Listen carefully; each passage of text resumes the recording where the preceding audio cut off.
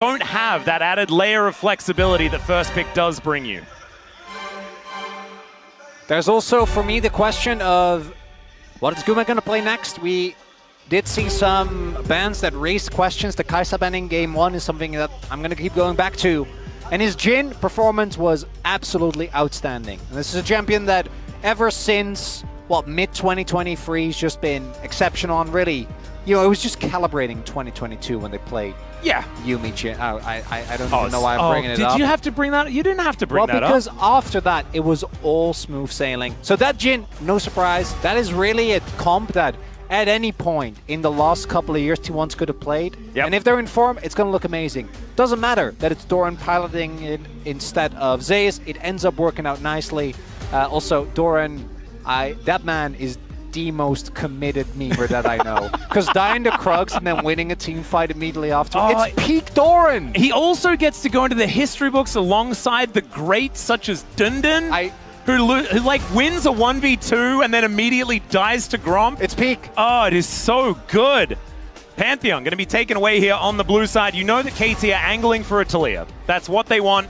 The Vi is going to be snapped up. So, right now, the biggest priority champions is that Taliyah and, of course, the Azir. Especially with the Yone. I'm actually kind of surprised because the Yone ban to me, I guess they banned Taliyah on free because normally there's a few things we can go into Taliyah. The Ahri is a common one. Oh, well, now you're just, isn't it checkmate? Well, because it's Azir or... Well, yeah, Azir, Taliyah, but then you leave them both up, but Taliyah wins. Yeah. So you have to ban Taliyah here, but then they get a free Azir, pick yes. of the Azir. Yeah, okay. And a lot of the counter picks are already... and I think this is the best out of a bad situation, banning a Trundle instead, because it's been one of our better Trundles, looked great on the champion. And this is the least surprising thing that's happened here today, as Taliyah gets taken by BDD. BDD obviously has been the front runner for KT. And getting his pick on arguably the best mid laner in the meta is a big win. There's also a lot of the counter picks, as mentioned, already taken away. Unless you want to go deep into the pockets of like a Sylas, which this early on I think is a big risk. Because we've seen Ryze into it, already taken away. We've seen Victor into it.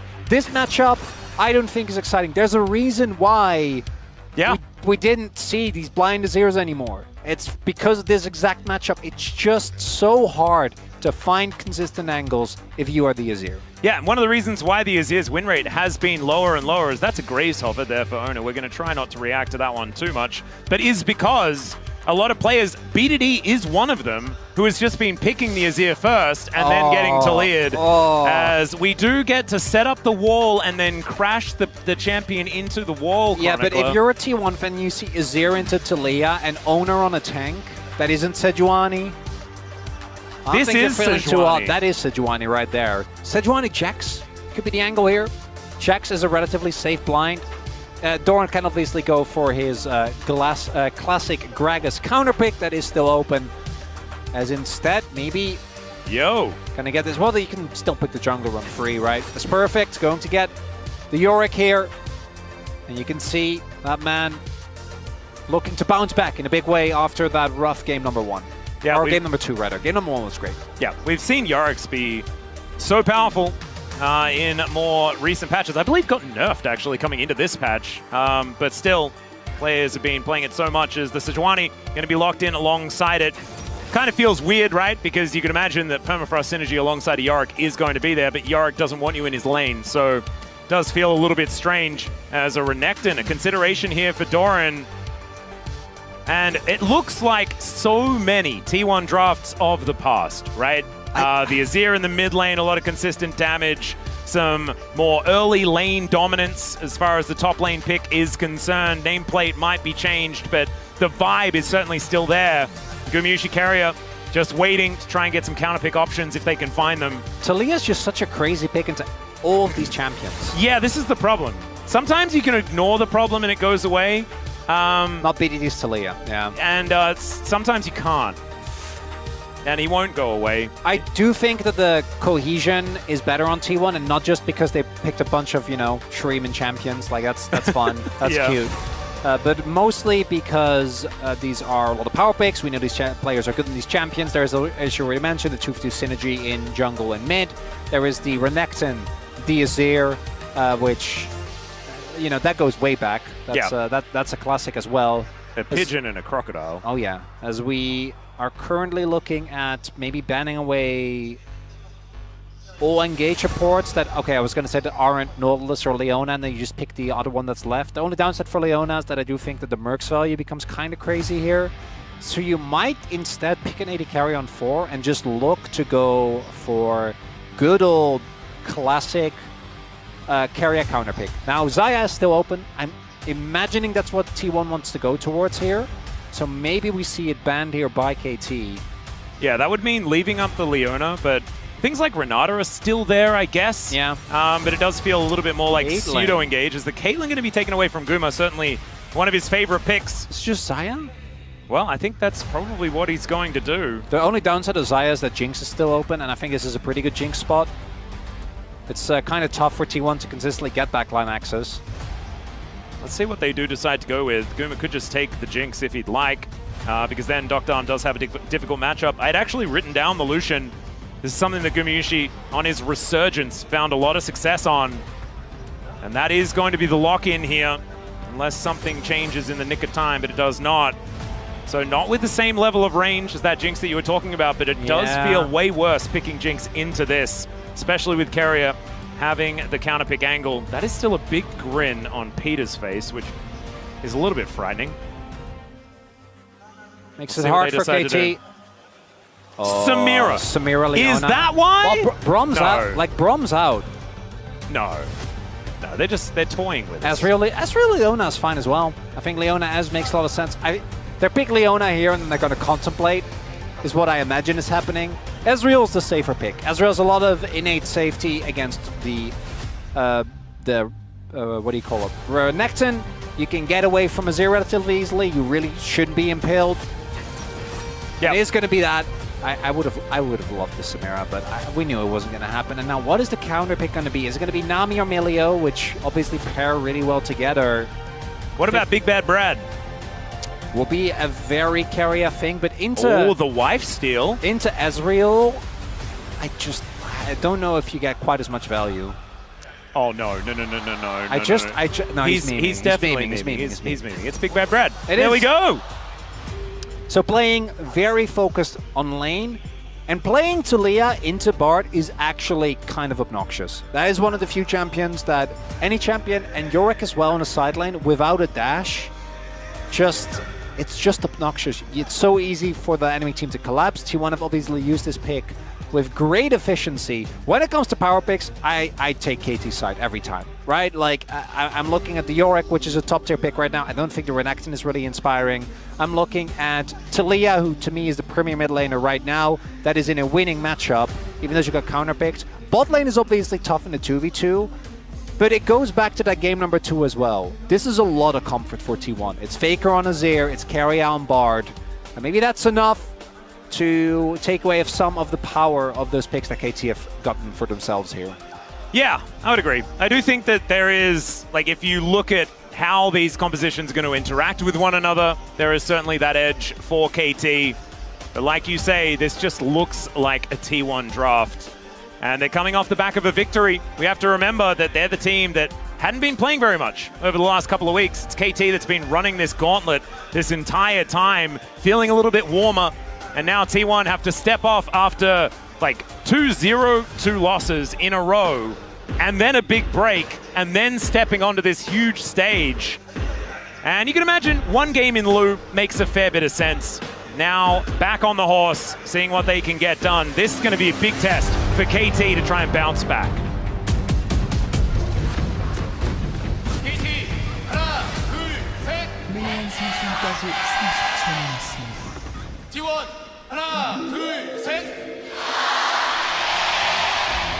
Oh man, Sajik Indoor Gymnasium erupting here as all the fans cheering on their team. T1, I think, going to need a little bit of extra energy in this game. I don't think they have the same level of checkmate that they had in the first one. The Nocturne really making sure that Dr. was just eliminated before he even really started like plugging in his mouse, which might have been why we had such a long delay before we got into game 2. That might explain something. We couldn't quite figure out how Doran was supposed to play the game.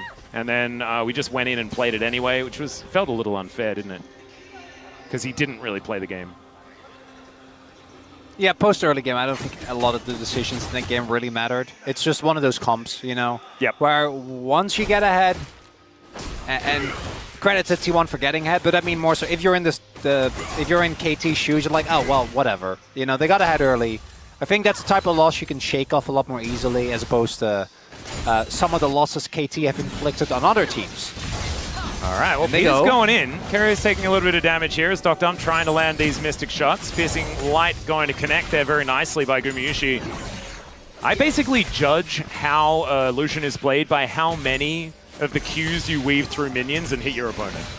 That was how I used to cast Uzi playing this champion, where if you remember, when Uzi was winning, he wasn't allowed to play that champion. When he was losing, he wasn't allowed to play that champion. As we've got another engage as level 2s have been hit across the board. Dr. still trying to fight here as Keria with the meep slap trying to get the work done as now Peter possibly overextended the flash forward. The flash in response from Peter. Oh! And first blood for Dr. It will be a 1-for-1 as Gumayusi's able to lock that one down. And he does have the advantage in health.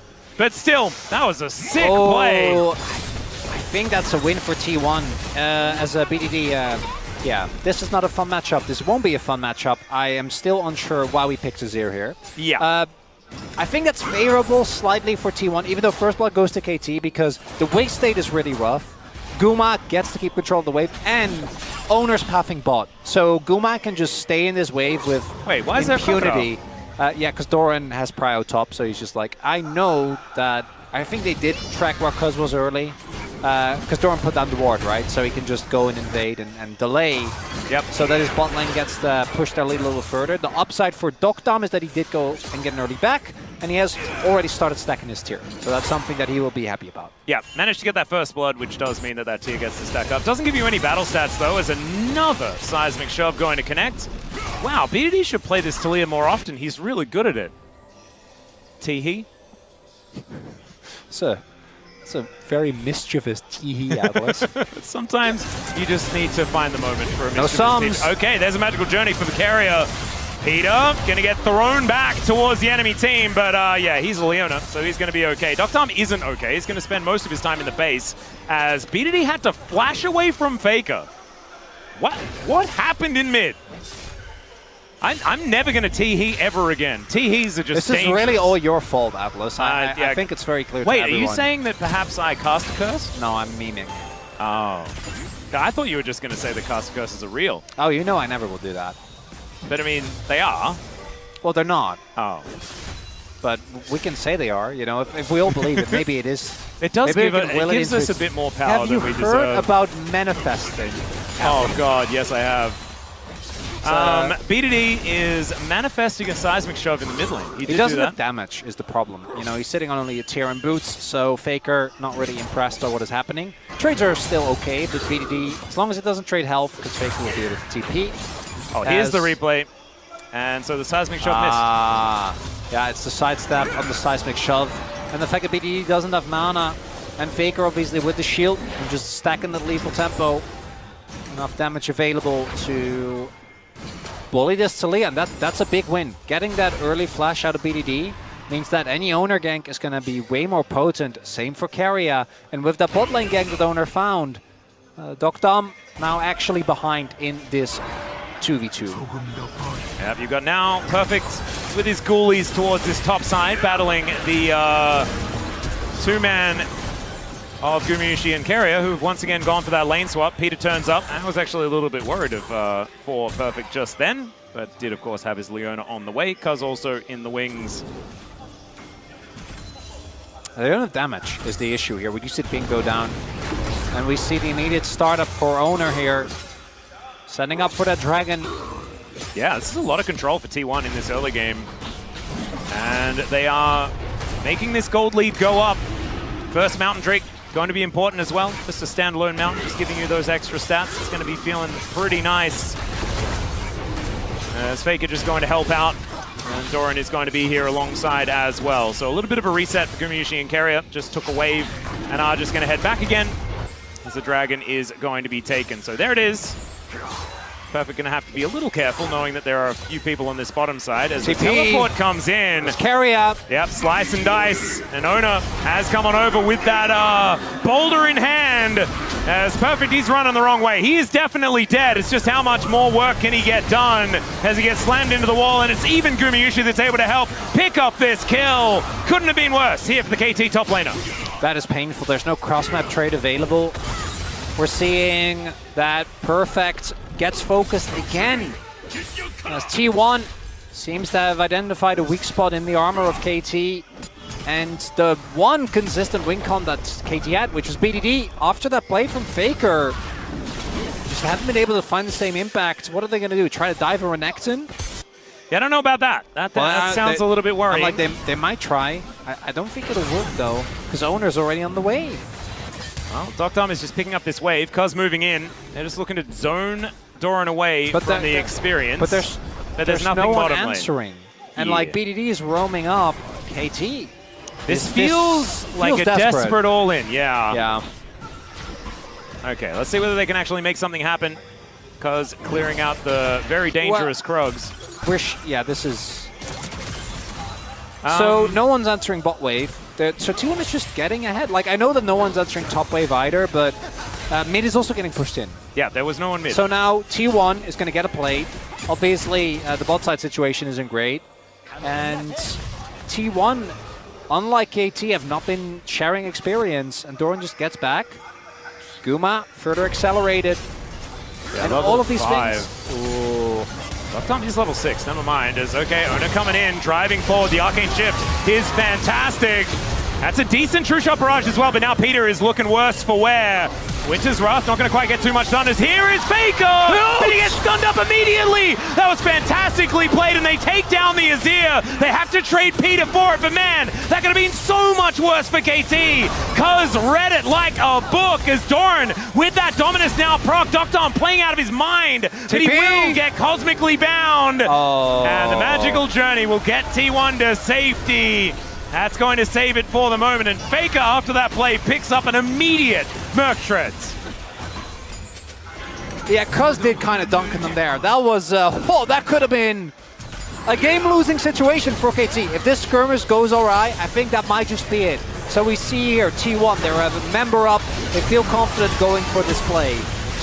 Peter gets taken low, but Leona very tanky, able to flash out as Doran. Oh dear. Yeah, Seismic Shove going to throw the Renekton around here. As Peter should be able to hold him in position. And yep, they want to get the kill over to BDD. They do so successfully. And KT well and truly back on the horse. And these are big moments, Atlas, because it felt like I'm okay with being Atlas, it's fine. Well, I'm not. Oh, okay. I should call you by your name. Oh, okay. Otherwise I'm being rude. I thought I got another name. That's cool. I don't know. It's okay to have a few more. That could be Atlas. What is an Atlas? If you could define... Okay, never mind. You had a point. You're in the middle of a point. No, I don't want to make my point anymore. Because now we're in this whole naming situation. There's no need to be stubborn, Chronicler. I would never. So, want to highlight that it's a big moment for KT because I do think against the T1 composition, if they start getting ahead, you have a decent amount of people that can face check for KT. But you are, again, relatively short range. So if you're just trying to walk in, you're walking the Bard bindings. There's a Skarner, but you're not quite sure why. There's an Azir that sets up his soldiers. Retaking control can be very tough unless you fully commit to an engage. Oh. So big moment there. And it all starts with Cuz finding that ultimate, and then the subsequent plays from KT. Finding the angles as Peter walking over a ward. Keria in position, will be able to cosmically bind the Leona. And I know how much Peter cares about that. It's to the tune of about 0. Kind of like the amount of damage that he takes from a Bard. So nothing really going to happen there. Keria getting a bunch more information though. And I think all 3 games have gone this way. Early on, T1's laning, barring Faker obviously doing a lot better in this one. Yep. But most of the first 2 games, and even in this one early on, I think T1 has been better with where they move on the map, right? Getting in the right place at the right time, cross-map plays. But the team fighting in Game 1 was more than enough from KT. Partially the draft, partially just the execution. Cuz in particular, as well as Peter, I think, having some highlight performances there. And game number 2, T1 snowballed the game to the point where KT didn't get to play anymore. I don't think we're really on that track right now, and T1's comp can still team fight. Skarner comp, you're never really going to count them out as well. Whoa! There's a flash in. It's a decent buffer as the Tempered Fate goes down. Oner looks for the crash onto Peter, but it doesn't get the stun. As the exhaust doing so much work onto Cuz, but both junglers getting taken down so low. Gumayusi having to go so far forward. As they do both fall and the wall goes down. The flashes, they come in and the seismic shove just barely missing onto Keria, and Faker decides, nah man, I ain't going in on that one. That was a very cute fake out, as my goodness, that could have been a disaster. Seismic shot this time, he's going to connect, and Peter is there to follow up BDD with a big old rock right on top of the pigeon, and he goes down. Just leave! Yeah. You could have just left! I wasn't ready to play-by-play because I thought it was over, Chronicler. Also, yeah, I'm a bit baffled. So let's take another look here. This play is good, but this is a Sejuani. Cuz gets the buffer, then kind of Zonya's the culling in a way. And then it's still Sejuani with Aftershock and a clip, so he ends up going down, but Guma's in an awkward spot. BDD comes in, this ult from Faker. Wonderful! Well done! Then Keria gets the, even though he gets Seismic Shot, gets the connection first, and then he, just leave. Just leave. Just, why are we taking the greedy path back? Yeah. And then BDD reads him like a book. Gets the setup, but that was an unforced error. That kill didn't have to go over, and we are back in the action, Atlas. Let's do it again, baby! As the Ocean Drake down to 50%, Cuz in position. This is likely to be another 50-50, unless it's not.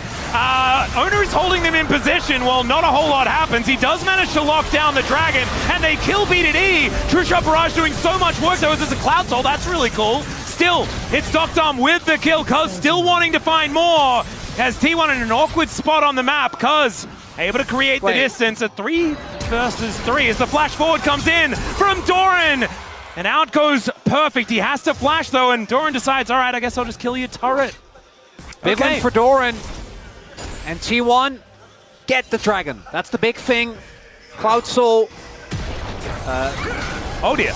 Doran is underneath the turret. He just gets obliterated. Yeah, Perfect. Not a whole lot he can do about that one. Yeah, that's the only appropriate response. Perfect thinking that the heal was going to be enough, right? Yorick has so much build and sustain to his kit, but Doran knows his limits, knows his damage output. As we take a little look here, this is a great turn from T1. Just straight onto BDD, who doesn't have his flash. And Oner ends up going down. That flash was very tragic. Sorry, Oner. Oh, we are going in once again. Oner is in a lot of trouble. Sorry, Oner continues here as he will go down. Good little pick there for KT. Not a whole lot to get on the map right now. Sometimes I'm worried, you know, that you kind of start to lose yourself in the series. Yeah. And then you see the players are like, you know, it's not just casters. It happens to players as well. Because a lot of unforced errors now coming through both sides, really. Guma will be able to pick up the first blood on the turret here. I don't think a punish is imminent. That's a level 10 and very fed Gumayusi here. I say very fed. Dogdom has also been able to pick up a lot of gold, but both of them are 3-0, so yeah, they're looking not pretty too bad. What happened here? Okay, so Faker forces, and then Oner tries to follow up, and Huz. So it's really Oner dying for Faker's play. Yeah. I feel like the Emperor's Divide went in an odd direction for what they wanted to achieve there. Yeah, this is here hasn't really been hitting the mark for me, Atlas. It's not been great. What has been is this game, because you know we can be like, oh man, this is a clean. Guys, it's telecom. We'll just take what you get. No, exactly. Yeah, we just accept it for what it is. What we get in a telecom war is just what it is. You can't say whether it's good, whether it's bad. It just is. The telecom war will dictate itself. It exists. As, all right, Seismic Shove going to collect. Keria here momentarily. The Impale only onto Cuz, and he's okay with that as Faker goes in, but he doesn't find the angle for the Emperor's Divide because he doesn't have it yet. Seismic Shove connects, and Faker and Oner both go down. Doctom doing so much damage as Doran is killing Perfect again in this bottom lane. Yeah, the Crocodile is going to become a huge problem, but KT do win a team fight. We can celebrate both, I guess, individually. Faker, what was that? How are we in the game? Oh no, that was such a the juxtaposition. I had to. Oh man, Chronicler. Doran's Renekton, baby. That's how we save it. That's how we're saving it. As this 1-2 of Sejuani and Leona is so insanely strong. So much damage goes through. BDD, he does flash, which in hindsight he didn't have to, but it puts Faker in such an awkward position. And with Carry already low, Guma obviously doesn't want to go down. As that makes way more sense. Yes. So Perfect goes in to cancel the TP, but he's in a wave, so. Yeah, he just dies. You know what? Actually, kind of in the context of that being a part of all of the other plays. I think that's worth. Like, I know it feels bad for Perfect, and as you say, the Crocodile, Apex Predator, unchanged for millions of years. That's going to be a problem that KT will have to deal with. But it does mean that they get the Herald and they win the topside fight. Probably for the state of the game, still decent for KT. For Perfect's lane, it's obviously a complete disaster. It is. And Yorick does want to be in a better position than this. That's just kind of how it goes. But Doran having a great time in this early game. Peter collecting some petals for his team. I keep going back to the Taliyah, though, because so much of T1's current win conditions are short-range carries that need to dash. Yeah. And they're playing into Taliyah, they're playing into Leona, and they're playing into Kuz's Sejuani. And we haven't really addressed it quite as much, but Doctum is 4-0-3 on the Ezreal. He's having a very good time. As Peter, sometimes you want a Hex Flash. And by sometimes, I mean I'm pretty sure all of our supports always want a Hex Flash. And they are going to be able to do that. As now the Maiden going a bit aggressive here towards Faker. As Oner coming down, looking for the angle. Seismic Shot going to connect onto Keria, but not too much else going to come of it. Control ward going over the ward. BDT doesn't have Leandris yet, so he doesn't have that much damage. Only sitting on the Seraphs right now. Cuz is 105 heart steals. That man is stacking, Atlas. He'd certainly be stacking. You are 100% correct. Double that of Oner. That's the only way we measure jungle performance. Oh my goodness. Twice the jungler of it in this game. That is ridiculous. As save the Maiden, save the Maiden, save the Maiden, save the Maiden. He didn't save the Maiden. It's not fair. Maiden has a health bar and it's the deep flanking Doran. Or is it Doran dying? We don't know. We're not sure, but he's near a Krug camp, and we know that that has been a problematic position for him. However, Oner is over here. Can they actually get in and save their Crocodiles? The Solar Flare comes through. Oh, the ulti goes to Narnia from Kuz. And there's the Impale. He finds the backline. He finds BDD. Dum turns up, but he's way too late, and the Tempered Fate will catch him. He does flash himself out of the way, and Doctom, at least for now, is going to be able to stand his ground. And in fact, he's doing a lot of damage back.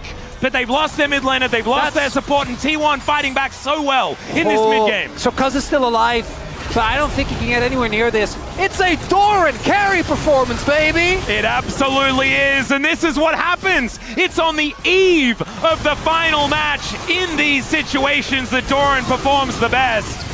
And he wants that rematch against Zeus. He absolutely does. If Kuz is there, I think they have the burst to take him down, but they just don't. Peter ends up getting taken. And an Oner, I'm sorry about the joke, Oner. I didn't mean it. I was joking about the hard steal stacks. Finds the flash and the ult. The Tempered Fate as well from Keria. Waits for the opportune moment. That's all right. It ain't over yet, but it is looking better here for T1. It's a lot of sums. It's soul point secured, Atlas. Yeah, that's the big deal. And it's Cloud Soul as well, ladies and gentlemen. That is a very good soul. No bias. I think we should say that after every statement, just to be very clear. You could just say no bias all the time.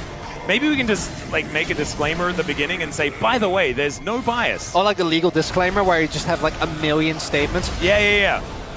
We'll just rush through the whole thing. I'd be happy to write that. You know how many in-jokes we can get into that? We can get a lot. Well, there's years of LCK. This is kind of cool. I reckon I like this. We'll get to work on that one maybe between today and tomorrow, depending on who we're preparing for. As Doctom and Gumayusi like that. Both performing very well. It's not enough time. What do you mean? To write a whole legal disclaimer? I believe in you, Chronicler. Well, you should. Okay. T1 now with the largest advantage that we've seen so far this game. But it's still 9-9 in kills. They have minor. Soul Point. They have Feats of Strength. Arakan's still up and available. That is chilling there towards the bottom side. T1 maybe with an opportunity to try and take it, but we've seen Atakans be hit or miss when it comes to finding some angles. I don't think you want to do that against Taliyah and Ezreal. They get so much free damage off unless you look for an aggressive re-engage. But right now, I think T1 just chill because you need Starex on Doran. Because if you think Doran was hard to kill before, and I think he has it on this base. Playing around the Crocodile, I think, is the angle here for T1.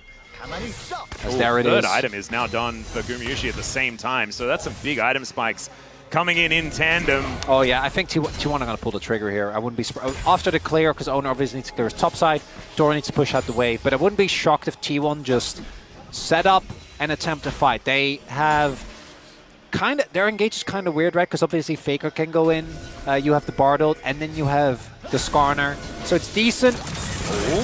Doctor going aggressive. Is Peter able to soak the culling very comfortably? It's a good trade of health, but there's no dragon, so... Yeah, not having to worry about it for the next 2 minutes' time, so possibly a little bit of an overreaction. Still, getting the ultimate just for a few Mystic shots landing. Doctor playing up in this lane. Otacon, though, that's what KT is playing for, or at least positioning and some vision control around that area. They want to let T1 just set up for free. True Shot Barrage just to clear out this wave. And yeah, Perfect is not allowed to lane alongside Doran. You can see there in the minimap, the Renekton is not somewhere that the Yorick can be. That's just how this game is going to go, at least for the next little while. He has caught back up when it comes to farm, but it's that 0-3 that we're seeing that is making things very, very difficult for this Yorick in this lane. 2,000 gold the lead for the Crocodile. It's almost movie-esque, right? Yorick is just a hard-working member of Summoner's Rift trying to live his life, but he keeps getting bothered by a pesky crocodile. It's rude. He just wants to dig holes, man. Yeah. He just wants to shovel about. Yorick, maybe not the best character because he, his whole backstory is kind of dark. He is but somewhat we of don't an talk about the undertaker. lore. Yeah. Yeah.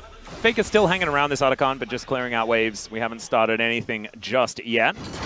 And it does feel like the game is kind of stalled out. But the problem is, T1 are in such a good spot. With the fact that they take control of side lanes with this Yorick actually on the map is just not what KT wants. That was going to be their point of power. Winning sides with the Yorick was how this was kind of built.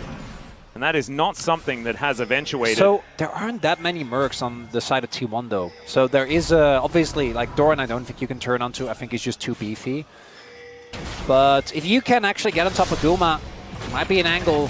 The fact that there's actually, I take it back. I'm looking at McKill's cleanse and flash available. So yeah, there's a few things that target selection is really hard for KT. Maybe you're just relying on the poke of this Talia as well as this Ezreal. They do have a lot, like, if they get the chain CC down, then, someone is going to die, is how it's going to go. Maybe. Teleport in from Doran. Look, I guess they're taking down Oner's shield. That's nice. He went Abyssal as well. Yeah. More damage for that almost level 16 Renekton. The Dominus is really going to be cutting through them. I'm joking. Yeah. All right, I was looking for a bit of an angle here as the Seismic Shove does pull him back. That is a lot of damage to Tempered Fate. Holds him in position, though. It kind of nullifies the Impale at the same time, and there's a kill for the Yorick. The Emperor's Divide connects onto 3, but Faker is still taking so much damage, and Doctor is untouched. True Shot Barrage not quite doing enough, and Doran gets on top of the Ezreal. No flash left. He's culling the Meek, and that is exactly what KT are in the eyes of this Crocodile. T1 crushed the fight off the back of Doran, and he's underneath the turret yet again. Gumayusi possibly in a little bit of trouble as the turret, he's tanking it, so he's just dead. Now Doran having to run away, and Perfect is still alive. Cuz is now able to try and help him in this 1v1 as the Ghoulie Wall goes up, and the Crocodile might go down. What are we doing? I have no idea. I think they're all dead. That was a stalemate! It's a free-for-free trade. You don't have Dragon, or sorry, you don't have your jungler, but KT can't do Dragon because Renekton and oh my god. That was a lot of money. That's denial at the very least on the soul. Wait. Perfect was 0-3-0. Yep. He's now 3-3-2. Yeah, how did we discount the team fighting Yorick, Atlas? That's on us. Oh, because he was side laning. That's not what a Yorick's supposed to do. He's supposed to wait for the team fights. Oh, curses. That was so silly of me. The decision-making by T1 is really... Because I think the execution in the fights great salvage of the situation on Oner here, right? They set up, but look how long it takes for Doran to join. Still no. Imagine if he's here. This fight is just donezo, but instead, Guma, even though he doesn't get taken low, Peter sees him for so long. I guess they just get Nash, so I guess it's fine. Yeah, I guess that's what happens. That's a T1 Nash. Sorry, my bad, T1. All calculated. Yeah. So they didn't even get distract KT with a team fight and a dragon, and so they lull them yeah. to a false sense of security. This is a telecom war. That's what this is. This is, and that was a T1 Baron, if ever we've seen one. Wait, so now they can't really do Otacon anymore. Well, I mean, they're going to try. KT, I think, are going to try and keep them down here because it means that the Baron isn't being utilized.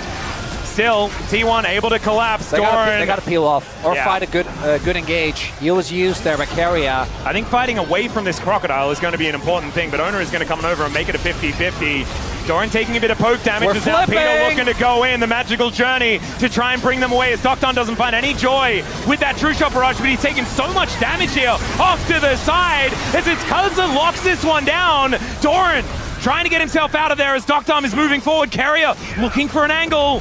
And the Weaver's Wall going to lock in. Oh no, he's in a little baby cage, but he now turns BDD golden and Oner is looking to get over the wall. They find BDD and lock him down. I don't know how that was orchestrated, but it worked out beautifully there for T1 as now Kuz walking into 4 people, but he gets towards his inner turret. Can they leave? I'm not sure. I don't know about this one. Yeah, Docton doing so much damage. Every Mystic Shot is connecting because every point on the map is a T1 player for him to hit, but still, Gumayusi getting a lot of damage. And now it is just Peter that goes down. KT trying to get out of here, and they should be able to do so. This is an absolute mess, Chronicler. Yeah, I got nothing, Atlas. I was waiting for you to say take it away, so I got an extra half a second to think. I figured you'd get it, you know, because you needed to take it away. Okay, so let's break that down because this series is very rapidly accelerating and decelerating in a way. Oh my God! So he gets the cosmic binding into the ult. Yes. Mid-jump. And he actually just called everything. Yeah, there's a reason this man has a world skin on Bard. Yeah. As sets up that play. And then here, KT, like they need to get people out. So they kind of are forced into this fight. But I think that they could have backed up a little bit earlier. Instead they stick around. Faker obviously was threatening from the back, so they kind of pushed into the funnel. All said and done. It's a lead for T1, about a 3.5k gold lead. They're still sitting on Soul Point. They're probably favored, but also these fights have been so chaotic. If T1 didn't make that mid play, I'm like, this game should be done from here. I actually, but the decision making still has me question some of what T1 is doing. And this lead is good, but it's not enough. Not quite. I mean, the lead is entirely the Rebel Baron power play that we saw off that last Baron. It has just dissipated. So that Baron sneak, incredibly important here for T1. As Kuz's health bar is just massive. 3 items now completed for the Sejuani. Getting close on the side of Oner as well. That lead is still there for Kuz in this game. Yeah, that's actually, now that I look at it, the gold is where you want it for T1 and not for KT. Because the most gold lead being on Sejuani. Yeah. That's not And the 4, 1, and 6 Ezreal is 2.5k behind. Gumayusi has made so much money in this game. The Infinity Edge is now done. His 4 items are perfect. Outside of that one play where he just dashed into the turret and died, been having a great game thus far. Oh yeah.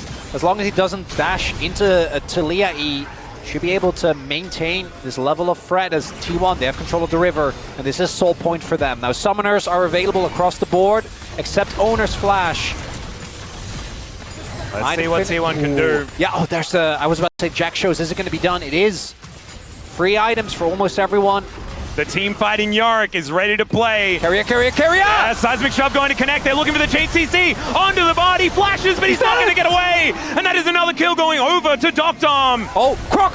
Did they see him? He showed up! The angle, and now Docton having to deal with this prehistoric monster. Kuz looking for the re-engage, but he doesn't find the ulti. And it's a double for Guma. Doran now is a freight train, and T1 They launch their way forward. The Undertaker is going to have to be used for his own teammates. And perfect, yeah, he's got a little cute gully wall, but he's going to lose his mate, and he has no right fighting for this dragon that T1 are able to take down. Soul's going to be taken now for T1. Perfect. All he can do is ward off a mid lane push. As we take a look, Keria ends up going down, but it's the Crocodile that is the difference maker, because this fight starts off pretty good, but you can see some of the hesitation. He showed up for a second, but they don't clock him. And there Doran goes, and the turn doesn't work. Peter's left alone, and Perfect is stuck on the wrong side of a wall. And then Faker cements the fight that was set up by his teammates, and yeah, you get Keria. You're not going to call Worth from that. Keria is basically just, he's just typing Worth in chat. He says, good job, everyone. And they go about their business. Yeah, he might have died, but he is definitely the orchestrator for so many of these engages for T1. That gets them the soul.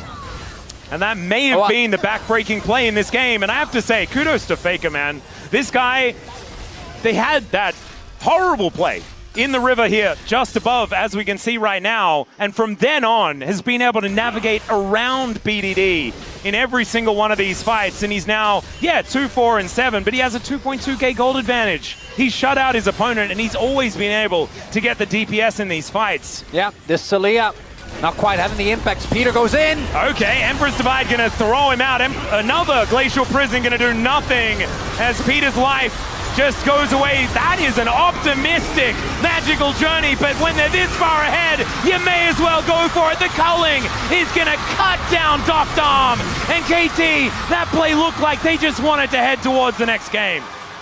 And they will! No shot that KT's able to hold on here. I was about to start making jokes about Elder Flips, Atlas. Yeah, we don't need to, because we might be talking about an Elder Flip in a final game of this series if T1 are continuing to play like this. It's looking a little bit too one-y, but still, these Nexus turrets next to go down. They're going to take down Cuz before they end this game, as there is the ace. And it's Gumayusi that locks it up 13-1-6. A renaissance for the AD carry for T1 as this Nexus is going to go down, and match point for T1.